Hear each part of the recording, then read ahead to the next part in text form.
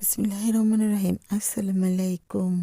Welcome back another video. Hi everyone, আমি আছি ফাতেমা। আজ আমি চাউলের গুঁড়া দিয়ে কিভাবে প্রসেসিং করে সেউই পিঠা কিংবা সামাই পিঠা বানিয়েছি সেটাই শেয়ার করব।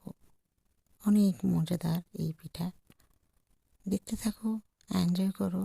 খুব বেশি ভালো থাকবে সবাই। আসসালামু আলাইকুম, আল্লাহ হাফেজ।